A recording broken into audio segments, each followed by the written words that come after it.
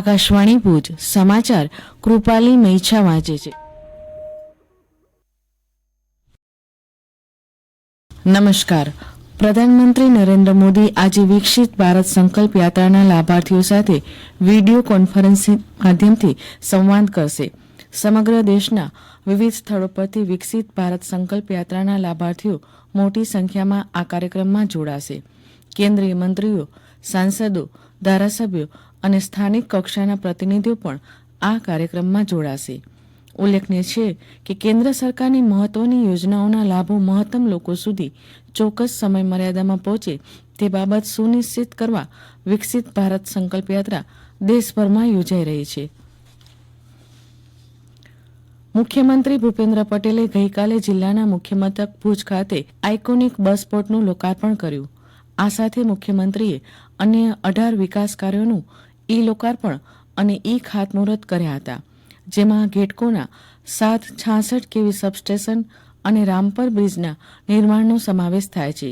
ગાંધીધામ ખાતે major bridge અને minor bridge, Gandhidham railway સ્ટેશનથી આદિપુર રોડ, મુન્દ્રાથી મુન્દ્રા બંદર રોડ, હિલ ગાર્ડન ખાતે સ્પોર્ટ્સ સેન્ટર, કુરન ગામ ખાતે રિચાર્જ ટેન્ક, સામખિયાળી આધોઈ કંથકોટ રોડનું કામ, દયાપર મામલતદાર અને sub registrar office, Dayapar rest હાઉસનું નિર્માણ અને આડેસર લાખાગઢ રોડનું કામોનો સમાવેશ થાય છે. મુખ્યમંત્રી ભૂપેન્દ્રભાઈ પટેલે ગઈકાલે ધોરડો ખાતે લાઇટ એન્ડ સાઉન્ડ શોનો શુભારંભ કરાવ્યા બાદ કચ્છી સંસ્કૃતિની ઝલક દર્શાવતો સાંસ્કૃતિક કાર્યક્રમ નિહાળ્યો હતો. આ મુખ્યમંત્રી ભૂપેન્દ્ર પટેલે કહ્યું હતું કે વિશ્વના લોકપ્રિય નેતા અને યશસ્વી પ્રધાનમંત્રી શ્રી નરેન્દ્ર મોદીના માર્ગદર્શનમાં ગુજરાતે વિકાસની હરણફાળ ભળી છે. ટુરિઝમ ક્ષેત્રે ગુજરાતે કરેલા વિકાસ અને તેજ રફતારની ચોમેર ચર્ચા છે. ધોરડો ખાતે ગઈકાલે શરૂ થયેલો કચ્છના ભવ્ય ઇતિહાસ અને સંસ્કૃતિથી પરિચિત કરાવતો લાઇટ એન્ડ સાઉન્ડ શો પ્રવાસીઓ માટે આકર્ષણનું નવું કેન્દ્ર બની રહેશે. હાલમાં જ United Nations World Tourism Organization દ્વારા ધોરડોને અપાયેલ બેસ્ટ ટુરિઝમ વિલેજના સન્માનનો આનંદ સાથે ઉલ્લેખ કરતા તેમણે કહ્યું કે પ્રધાનમંત્રીશ્રીના માર્ગદર્શન હેઠળ ધોરડો આજે વિશ્વ પ્રવાસનના વૈશ્વિક નકશે કાયમ માટે અંકિત થઈ ગયું છે. પ્રવાસન ક્ષેત્રે કચ્છનો વિકાસ પ્રધાનમંત્રી નરેન્દ્ર મોદીની દીર્ઘદ્રષ્ટિ અને ભગીરથ પ્રયાસોનું પરિણામ છે.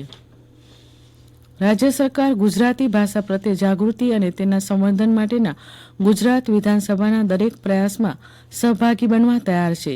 મુખ્યમંત્રી ભૂપેન્દ્ર પટેલે અમદાવાદમાં ગુજરાત વિધાનસભાના 175માં વિદ્યા જ્ઞાન પર્વમાં આ મુજબ જણાવ્યું હતું.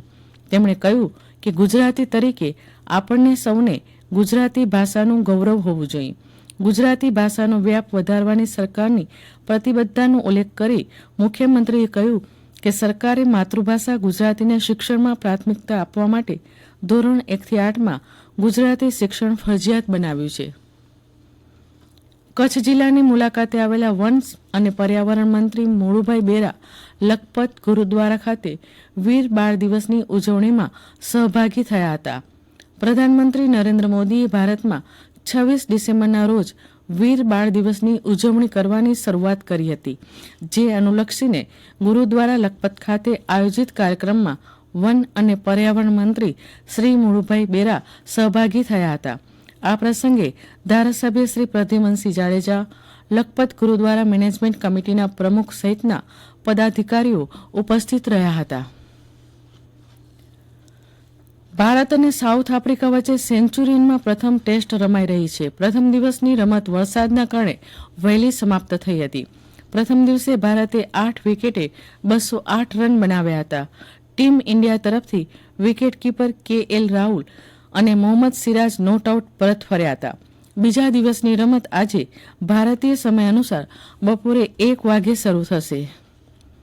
પ્રધાનમંત્રી નરેન્દ્ર મોદીએ આ 31મી ડિસેમ્બરે આકાશવાણી પરથી પ્રસારિત થનારા મન કી બાત કાર્યક્રમ માટે નાગરિકો પાસેથી તેમના વિચારો અને સૂચનો આમંત્રિત કર્યા છે.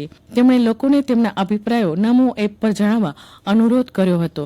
આ સાથે આ સમાચાર પૂરા થયા. નમસ્કાર.